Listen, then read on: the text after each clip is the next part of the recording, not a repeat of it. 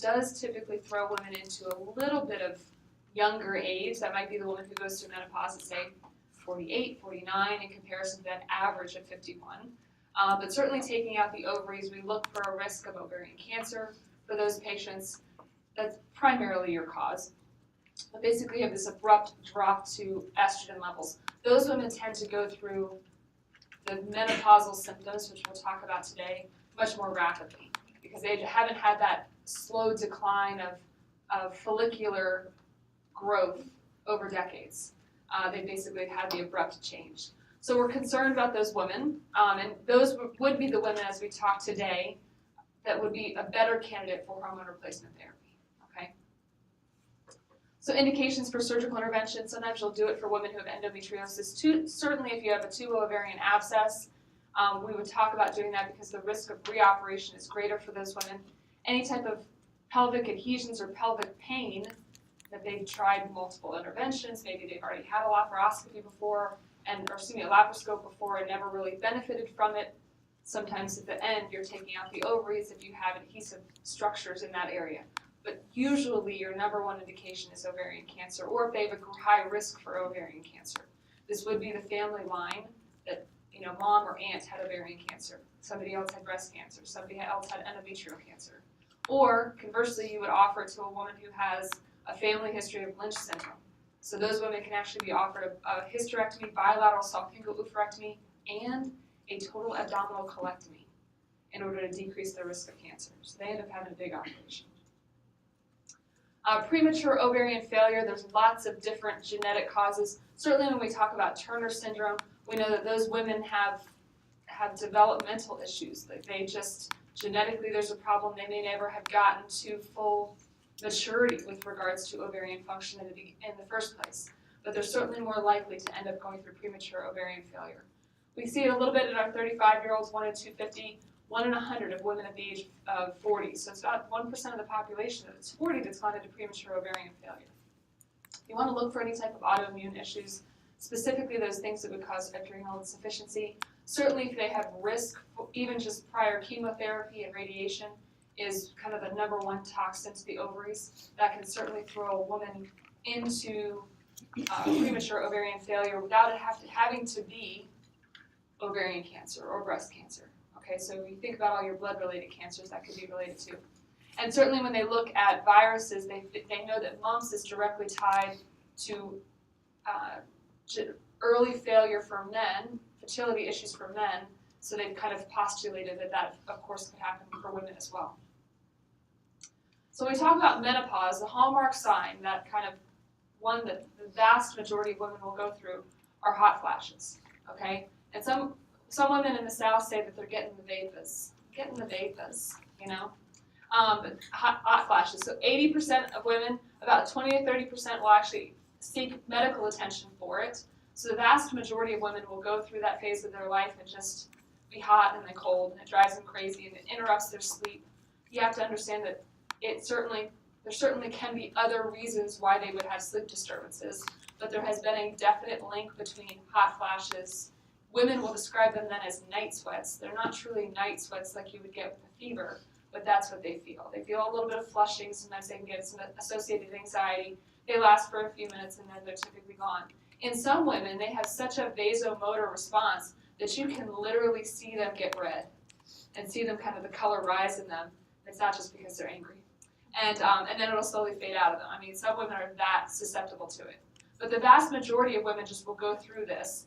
They can last for several years, these hot flashes, as a woman goes through menopause. Most women, a couple of years. Some women will actually continue to have hot flashes up into their 70s. Okay, so it's not just a finite period of time. So they're described as sudden sensation of heat, upper chest and face. That's where you kind of see that those women start to get nice and red. More than 80% of women will continue to have hot flashes for more than a year. And again, some of them will have untreated. They'll spontaneously, within about 4 to 5 years, start to have hot flashes. They'll stop. So, but there are women that will continue to go on much later in life. So again, they're directly tied to sleep disturbances in that woman who's, and it should be new. It shouldn't be the woman who says, well, I always wake up 5 times a night. How many times are you waking up now? 6. Okay, that's not really necessarily directly tied, that sleep disturbance, to her hot flash. Just to look for her sleep pattern pre-menopause and see if it's definitely changed. Anxiety and depression certainly can contribute to sleep disorders, so make sure that you're not dealing with a depressive disorder that's now become identified during that menopausal change in a woman's life. So you want to make sure that you're going to treat, if you're going to treat the hot flashes and the vasomotor symptoms, the sleep disturbance should be better. If you're going at it and they truly have an underlying sleep disorder, please treat that. Apparently there was new literature that came out that a lot of the drug studies that we've always done over and over and over again, especially not clinical trials, not late clinical trials, but the early ones, we've always used male rats and not female rats, because female rats have cyclical changes in their hormones. And so that's why women have been overdosed on like Ambien for a decade. Just throwing that out there. Maybe they should have thrown some female rats in just for giggles, you know. Vaginal dryness, we talked about vaginal atrophy. That's directly related to the lower estrogen that you have in your system. So again, if that's the woman's chief complaint, please go to treat that and treat that easy with lubricants. There's kind of that theory out there with regards to sexual activity. You don't use it, you lose it type of thing. Those women who continue as they age, despite maybe having some vaginal atrophy, despite maybe having some dryness, who continue to be sexually active, tend to be better long term. They tend to have less urinary tract infections and all that kind of fun stuff, because we know that women who are routinely dry in that area have increased risk of UTIs, and again, some of those can go on to be a little bit subclinical for those patients. We talk about sexual function, we talk about that being estrogen driven, so you truly get a change to the vaginal cavity, to the cervix itself. Some women, especially with the vaginal dryness, will report more pain with sexual intercourse. So again, just go to that patient's chief complaint. Cognitive changes, so when they talk about decreased memory and difficulty concentrating, there's a theory out there that is directly tied to estrogen levels as well.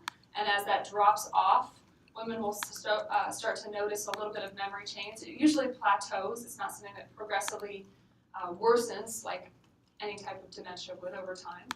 Joint pain, they say that more women who are in the perimenopausal period complain of joint pain, but we're also getting older, so to say that that's directly tied to estrogen, I think would be a pretty loose association. And then we do have an increased risk, definitely, when those women go through that menopausal transition of depression.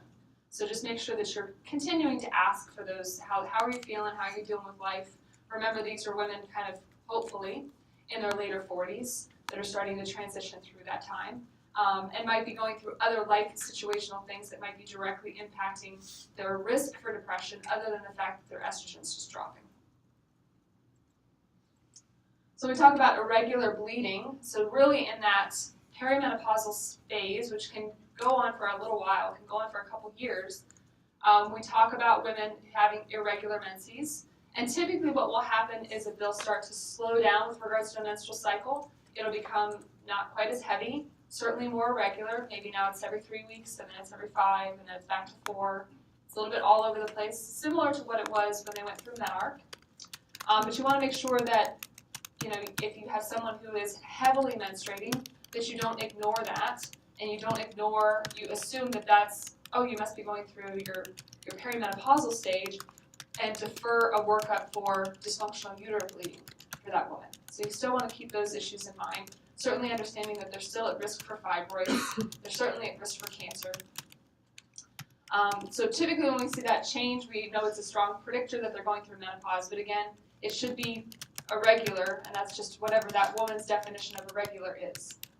90% of women have 4 to 8 years of cycle changes before they're actually in menopause, so they'll start that quite early in life. So they should see a change in the amount of menstrual flow, longer or shorter cycles, and they'll skip a period, they'll miss a period, they'll be running to the drugstore because they thought maybe they were pregnant. They're not pregnant, they're just missing that cycle, or maybe they're stretching out their cycles. So when we look at the stages of reproduction, this is a chart that they basically use to kind of figure out how long you're going to be in that stage, what stage you're actually in. Are you in the perimenopausal stage? Have you actually gone into menopause? Truly knowing that in terms of menopause, you have to be amenorrheic for a year, okay? And again, if you have that woman who suddenly has another menstrual period after something stressful in her life, certainly don't discount that recurrence of bleeding, but it certainly could be secondary to loss of a child, loss of a spouse. That will happen on occasion. So your differential diagnosis, you don't want to just blow a woman off and just go off of her symptoms. They may be very classic, but in the back of your mind, you still have to be thinking about possible thyroid issues. So both hypo and hyperthyroid issues can cause changes to menstrual cycles, so that certainly could be something that would pop up in a woman around the same age. You want to make sure that they're not pregnant. POC pregnancy tests are considered pregnant. Certainly ask about any issues with drainage from the breast. Be concerned about possible prolactinomas.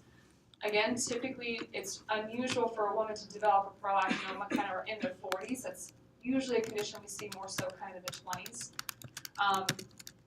And again, make sure that they don't have anything else. They don't have cancer, they don't have a pheochromocytoma, check their blood pressure. That should give you a good indication. Make sure that they don't have any underlying malignancy. Make sure that the bleeding that that is occurring, maybe it's mid-cycle for them. Make sure that they don't have erosion or irritation to the cervix itself. Actually do a pelvic exam on these women. So the treatment for menopause, when we talk about the goals, we've over the course of a couple of decades, we've seen the pendulum swing quite a bit.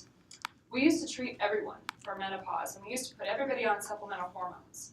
And the goal was, it's cardioprotectant, it keeps your bones better, it's just healthy. Your body's supposed to have estrogen, you're supposed to have estrogen forever. And truly up until about, in the past maybe 7-10 years, that was the thought process. Get everybody on Premarin, get everybody on Prempro, but everybody who's got a uterus on a progesterone, so they don't have endometrial proliferation, but everybody who doesn't have a uterus on unopposed estrogen, just keep them on it forever. And fortunately, there was the Women's Health Initiative, which they continued to do research with. The big report came out in 2010. They just released another report last year, and that dramatically changed how and who we treat for menopause. And the goal has now gone back to being symptomatic treatment, specifically for those women who are that 20 to 30% that actually shows up in your office, and their chief complaint is hot flash. Okay, so that is kind of your subset of population that you're now going to aggressively treat. But in the past, we used to put everybody on it. Okay, we don't do that anymore. So the Women's Health Initiative basically looked at a huge cohort of women and looked at them over decades. Really, I think they started like 1991, maybe even before that. And they did a lot of retrospective studies and then a lot of studies moving forward. And the mean age of women, they included a lot of women who were in that 50, right before they turned 51, in terms of going through menopause. So the mean age was 63, but they included 50-year-olds, I think it was up to about 73-year-olds, okay? The problem that some people have with the data that's been released from the Women's Health Initiative is the mean age was 63. So when you look at some of the bad stuff that was found out with hormone therapy, they were looking at women who had been on hormone therapy for a long time, 10 years past menopause. So that was kind of the key number, okay? And there hasn't been another study that really specifically looks at that 50 to 59-year-old range. They pulled out that cohort out of the WHI study, but there hasn't been one that just looked at those women who were within a couple years of going through menopause in terms of what their adverse events were with being placed on hormone replacement therapy versus placebo, okay? So what they showed basically was there a number of increased risks: excess risk of coronary artery disease, heart disease, stroke, venous thrombosis, and breast cancer. So that's when the pendulum shifted the other way, and we took everybody off of hormone therapy, okay? And now we're kind of starting to see the pendulum swing back, just not to midline, but a little bit closer, okay? To where we're actually treating those women for hot flashes, for menopausal symptoms, and we're doing it for that short couple-year period where they're actually actively going through the change, okay? So these were the risks. I kind of cut this out because this was a gigantic, summary data. But this is a big slide. But to look at it in a different way, okay?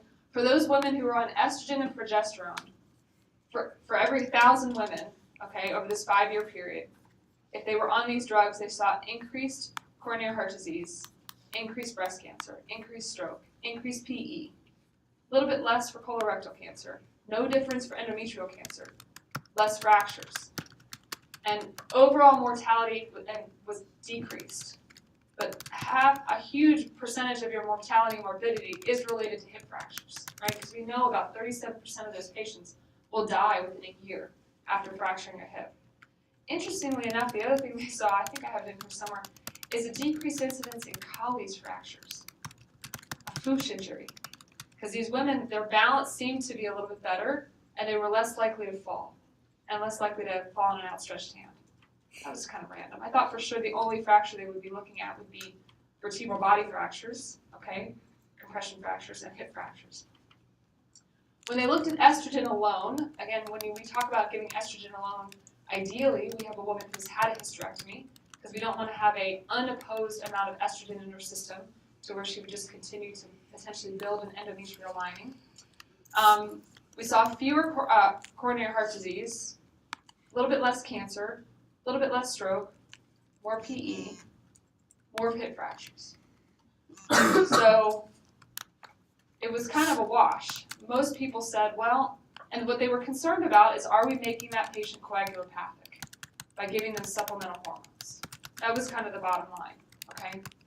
So when they talked about breast cancer, now estrogen is not recommended for women with a personal history of breast cancer. We'll talk about breast cancer today, but certainly a lot of these cancers can be estrogen receptor positive, which is actually a good thing. I know positive is normally a bad thing, but this is a good thing. So they don't, for those, a lot of them are, and the whole goal is to pull estrogen out of your system to help fight a recurrence of cancer. The last thing you want to do is give that woman supplemental estrogen. So increased risk of breast cancer, this was kind of a newer study that came out. Increased risk of breast cancer recurrence. And truly when we talk about breast cancer recurrence, which we'll call, again, I'm kind of getting ahead of myself, but we worry about breast cancer recurrence within the first 2 years. 85% will come back within the first 2 years. So again, that estrogen therapy alone should not be prescribed. The only option, if you truly have somebody who is potentially gone into early menopause because of her chemotherapy, and now she's on a drug like tamoxifen, which is similar to Arimidex. They deprive the body of estrogen. On a temporary basis, you could put them back on supplemental therapy, just temporarily, to get them through their hot flashes, okay? And a lot of women who go through chemotherapy will naturally go through hot flashes anyways, okay? So what do they see with stroke? 31% increase in stroke risk with combined estrogen progesterone therapy. That's pretty high, okay? You can see where a lot of these statistics cause people to pause. But the key was, then they pulled out the cohort that was 50 to 59. And they said, well, low absolute increased risk. The key with the study was, we used to put people on supplemental hormones and just say, here's your Prempro, I'll call in 12 refills. Next year I'll call in 12 more. And just keep them on that forever. Not really looking at the overall patient. And truly not doing it, we thought it was good for them. Okay, that was the thought process. And now we know that they have increased risk of these thromboembolic events. So now they're looking back and saying, well, okay, let's tailor back who we give hormone replacement to. Let's look at those women who are right around menopausal time, and let's look at giving it to them for a couple of years, okay? And that way you're not talking about giving a woman a prescription forever. We're not treating your hypertension, we're treating your hot flashes, which should subside. Okay, so they've just changed their thought process. Deep venous thrombosis. So for women who are 50 to 59, this group was most likely to be the concern for increased risk of PE and DVT if they were taking hormones. Certainly a greater risk than those women who were not. So everything in terms of thrombotic event ended up being bad for women who were on exogenous estrogen. So then we looked at more research, okay? So they looked at this younger population, tried to kind of tailor those out, and basically they found that it was the timing that was directly related to coronary heart disease. So if we got them on it younger and we only kept them on it for a short amount of time, then they tended to do fine. They tended to not have an increased risk of myocardial infarction, okay? Which conversely, the thought process is women who are 45, who are still menstruating, really don't have heart attacks, you know? Guys do all the time. And the thought process was your natural hormones must be protecting you. So if we can just supplement those, we'll probably continue to have good cardiac coverage. And that's not really what they found, okay? All right, so what are the benefits? I don't mean to be a downer on hormone replacement therapy, but what are the benefits? So there are people that are going to benefit from having these treatments in the short term, okay? So reduced risk of urinary tract infections. That goes directly to the fact that when we replenish your natural estrogen in your system, we make everything down there back to its normal moisture level. You're not as dry, okay? So most women don't end up having a chronic underlying subclinical UTI. That was one benefit. They get their vasomotor symptoms improved, so they're not throwing their sheets onto their husband all night long because they're not flashing like a crazy person, okay? Which is good. Falls. So they have a decreased risk of Colles fracture because they tend to have a decreased risk of fall. And they did mention hip fracture, but I thought it was interesting that they specifically talk about Fuchs injuries. The thickness to the skin is preserved because our collagen level is better because we have our natural estrogen in our system. Less risk of cataracts. Oh, you live in Florida. We were probably all going to get them anyway, right? And obviously reduced risk of osteoporosis and osteoarthritis. Not osteoarthritis, that should be osteoporosis, my bad, okay? But now we have better drugs, and I think truly when we talk about treating osteoporosis, 20 years ago, Prolia didn't exist, You didn't have Sally Fields doing the Beniva commercial. So the fact that we have all of those drugs now, if truly our concern is hip fracture and vertebral body fracture, not really Colles fracture because you can't prevent somebody from falling, okay? We have other drugs that can be beneficial to those patients to help maintain bone strength. So drug options, I'll just talk about them quickly. Truly, if you look them up, you've got about 35 different drug options that you'll use for these women. But you should just know from an estrogen standpoint, you have basically Premarin, so you want that woman to not have a uterus because you really don't want to have unopposed estrogen in someone's system forever, and therefore to have a risk of endometrial hyperplasia because it increases risk for endometrial cancer, okay? And remember that with the new recommendations in terms of from ACOG about pap smears and pelvic exams, your 66-year-old woman is like, sweet, I had my last pelvic exam last year, don't have to go back forever. Okay, so if you were to have her on therapy forever, and she doesn't think she ever has to come back and have another pelvic exam, forget the fact that she might need an endometrial biopsy one day, she's coming in with vaginal bleeding, okay? So those are your dosage. You can do a vaginal cream, which the vaginal cream is inserted into the vaginal cavity. That's what PV means, per vagina. And the nice thing about that is it's locally absorbed. It tends to act a little bit better to the vaginal tissue. Certainly for those women who one of their main issues is sexual concerns, this might be beneficial for these women. And you can do a transdermal patch for these women too, okay? So it's nice, kind of helps with the hot flashes, helps with all the other symptoms. Maybe if they have a little bit of depression, sleep deprivation, or sleep changes, I should say, sexual dysfunction. The hormones work great for that. But their primary indication is truly for those hot flashes that are unremittent. The woman's she's like, I just can't stand in the freezer any longer. I need a medication. Okay, because half the time you'll find them with their head in the freezer. If you're looking for somebody, just saying. So if you're going to add progesterone to these women, you would think about adding that for a woman who does have a uterus, because you simply don't want unopposed estrogen. Yes? If they're on these, like and they're on them for 7, 8 years, and then they want to stop them, they start having hot flashes again? We're going to talk about that, yes. Yeah. Typically what they recommend, so the literature is kind of back and forth. They always recommend for drugs like that to do a taper. The concern is they found that when they did tapers with women, if they did a long taper, they were more likely to want to restart the drug because they liked how they felt better on it. It was like going through menopause a second time, okay? If they stop the drugs abruptly, they tend to have a surge of hot flashes, but then the symptoms would go away. So they had less likelihood that they would relapse, so to speak, and want to go back on their medication.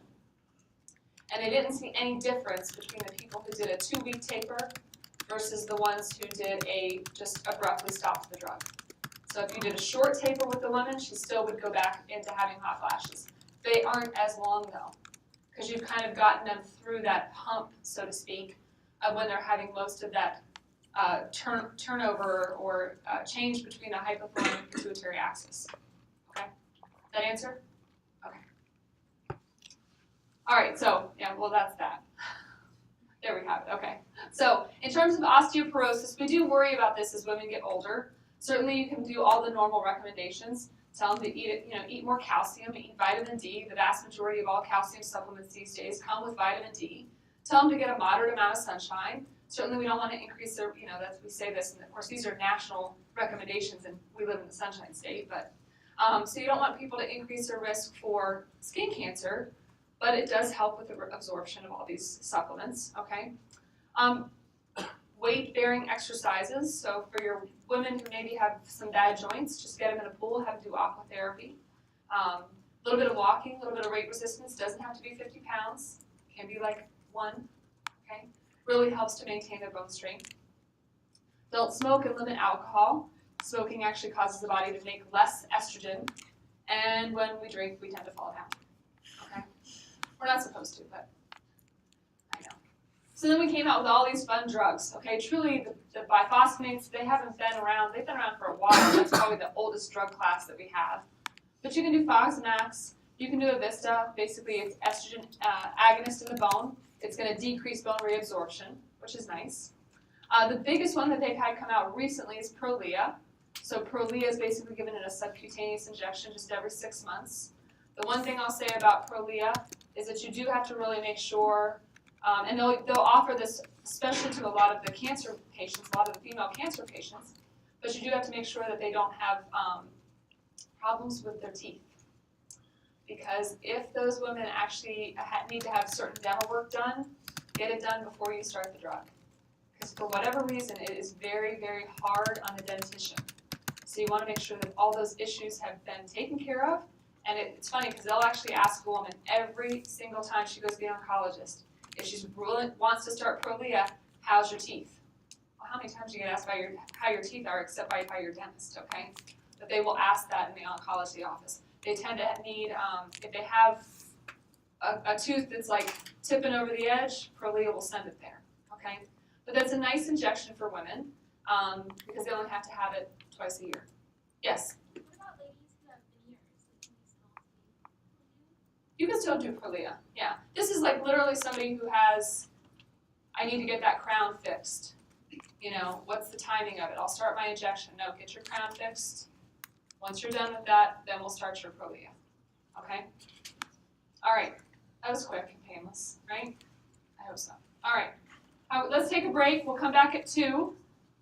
We'll plow through breast cancer. We'll plow through Jeopardy, okay? Hey guys, I don't know if you saw the announcement that Professor B posted, but I just made a sign-up sheet for the practice sim OSCEs. I'll put it in the front so we can turn it in by 3. The big box. Reading times of candy.